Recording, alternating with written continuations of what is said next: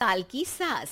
अरे मम्मी जी, थोड़ा उम्र के हिसाब से काम किया करो। कहीं कुछ हो गया तो लोग बोलेंगे बहू ने बूढ़ी सास का ध्यान नहीं रखा। बहू, तुम भी थोड़ा कम और धीरे बोला करो। कहीं चिल्लाते हुए कभी कुछ हो गया तो वही लोग बोलेंगे 100 साल की सास भली चंगी बैठी है और बहू बेचारी चलती बनी। वैसे मम्मी जी, दादी बिल्कुल ठीक बोल रही हैं। हैं? क्या ठीक बोल रही है? वो जो कुछ भी बोले वो सास है, पर तुम क्यों बोल रही हो? बहू होकर सास से जुबान लड़ाओगी क्या? ऐसा बोलते हुए निर्मला को धसका उठ जाता है। कहा था ना, मत चिल्ला मत चिल्ला। तुझे बिना सास और बहू से जुबान लड़ाए बिना शांति नहीं मिलती। अरे माँ, दादी की बात सुन लिया करो, तुम्हारे भले के लिए बोलती है ना। अरे कोई भला नहीं, इन्हें बस मुझे परेशान और शो ऑफ करने का शौक है। हाँ। चल झूठी। इस परिवार में 3 पीढ़ी की औरतें रहती है, जिनका हर समय कोई ना कोई अलग ड्रामा चलता ही रहता है, जिससे और किसी का पता नहीं, लेकिन सूरज बहुत परेशान रहता है। माँ, पियाली और दादी, आप तीनों के पास एक दूसरे को सास बहू वाले ताने देने के अलावा कुछ काम हो या नहीं, पर मेरे पास जरूर है। इसीलिए पियाली, जरा लंच ले आओ, मुझे ऑफिस भी जाना होता है। इस पर पियाली सूरज को लंच देती है और वो ऑफिस चला जाता है, जिसके बाद तीनों एक बार फिर अपनी बातों या कह लो कि नोक-झोंक में लग जाती हैं। इसी में दिन बीत जाता है। रात को सूरज के साथ उसके दोस्त भी खाने पर आते हैं। पियाली, मेरे कुछ दोस्त आए हैं। सॉरी, अचानक प्लान बना तो बता नहीं पाया। तुम जल्दी से डिनर बना दो ना। अरे वाह रे आलसी माँ की आलसी बेटी, पहले बिना बताए दोस्तों को घर ले आओ, फिर बोलो जल्दी से डिनर बना दो। इतनी जल्दी है तो खुद बना लो। अरे माता, सब बाद में दिखा देना, अभी खाना बना दो ना प्लीज। ऐसा बोल के सूरज दोस्तों के पास जाकर बैठ जाता है और पियाली डिनर की टेंशन में अपनी सास के पास पहुंच जाती है, जो अपने कमरे में आराम कर रही होती है। मम्मी, सूरज अचानक दोस्तों को घर ले आए हैं, क्या करूं अब? कुछ ऐसा बताओ ना जो जल्दी बन जाए और सर्व करते हुए भी अच्छा लगे। अरे रेस्टोरेंट से मंगा ले, दोबारा परेशान मत करना, सोने दे मुझे। इतने में दादी सास भी वहां आ जाती है।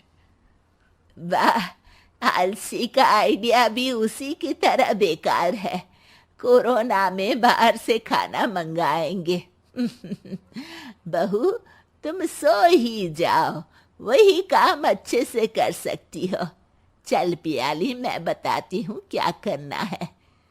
इस पर दादी सास पियाली के साथ मिलकर सारे मेहमानों के लिए खाना बनाती है, जिससे उन्हें ज्यादा मेहनत भी नहीं करनी पड़ती और सबका पेट भी भर जाता है। दादी के इस आइडिया से पियाली और सूरज बहुत इम्प्रेस हो जाते हैं। दादी, क्या यही खाना आपकी इस उम्र में इतना एक्टिव रहने और एंडलेस लाइफ का राज है? वैसे दादी ने आज तक राज किसी को बताया नहीं। इन्होंने ससुर जी तक को नहीं बताया, तभी तो वो ऊपर पहुंच गए और ये अभी तक यही है। तेरी सास मेरे ऊपर पहुंचने का ही इंतजार कर रही है, पर इस आलसी का ये सपना पूरा नहीं होने वाला। क्यों जी, अमर होने का वरदान लेकर आई हो क्या? अमर का पता नहीं, पर लगता है तुझसे लंबा जरूर जी लूंगी। इससे पहले कि दोनों सास बहू में कोई बहस शुरू होती, पियाली बीच में बोल पड़ती है। ठीक है, आप दोनों लड़ क्यों रही हैं? हम तो चाहते हैं कि आप दोनों हमारे साथ हमेशा रहें। पियाली की बातों पर दोनों शांत हो जाते हैं और उनकी लाइफ पहले जैसे चलने लगती है, जहां दादी सुबह जल्दी उठकर कुछ न कुछ काम करते हुए पूरा दिन बिताती है, तो वहीं निर्मला और पियाली लेट उठने से लेकर धीरे धीरे आलस में काम करना और जब मर्जी सो जाने से अपना दिन बिताती हैं। एक दिन निर्मला की सहेली उनके घर आती है। अरे क्यों रे निर्मला, कैसे चल रही है जिंदगी? सब बढ़िया, बस ये बुढ़िया ऊपर जाए तो ज्यादा अच्छा होगा। अरे ऐसा क्यों बोलती हो? तुम्हें तो उनसे सीखना चाहिए, वो बहुत फुर्तीली हैं। मैं उन्हें रोज मॉर्निंग वॉक करते हुए देखती हूँ, और वहीं तुम और तुम्हारी बहू हैं जिन्होंने शायद सुबह का सूरज आज तक देखा ही नहीं होगा। सहेली की बात सुनते ही निर्मला भड़क कर चिल्लाते हुए पियाली और अपनी सास को वहां बुलाती है, जिनके साथ सूरज भी वहां आ जाता है और ये सब देख सहेली वहां से चली जाती है। अरे सासू माँ, आपको हमसे क्या दिक्कत है? अब तो मेरी सहेलियां भी आपकी वजह से मुझे ताने देने लगी है। मम्मी जी, कुछ तो लोग कहेंगे, लोगों का काम है कहना, आप इग्नोर करो ना। अच्छा वैसे महारानी, वो तुम्हें भी वही सब बोल रही थी? है? मैंने क्या किया? अरे किलस क्यों रही हो? अब तो समझो और अपना लाइफस्टाइल सुधारो। ओ मोरी मैया, अब हमारा लाइफस्टाइल भी खराब हो गया क्या? आपका तो हाई फाई है ना, बस उतना ही ठीक है।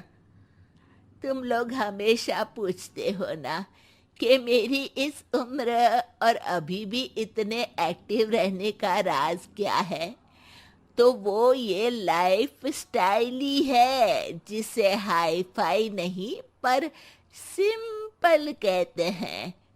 दादी, अब कहना क्या चाहती हो? यही कि मैंने अपनी जिंदगी में बहुत किताबें पढ़ी हैं, जिनमें एक किताब से मुझे ये समझ में आया कि हम कितने गलत तरीके से जिंदगी जीते हैं। उसी के बाद मैंने एक अच्छे जीवन के लिए इकिगाई रूल अपनाया, जिसका मकसद तो सिर्फ अच्छा जीवन जीना था। इतना लंबा कैसे जी गई मुझे खुद अचंभा होता है। ओह, तो मतलब आप मुझे परेशान नहीं करती थी? वो तो आप करती हैं। वैसे ये इकिगाई क्या है? थोड़ी रिसर्च खुद भी कर लो आलसियों, सब मैं ही बता दूं क्या?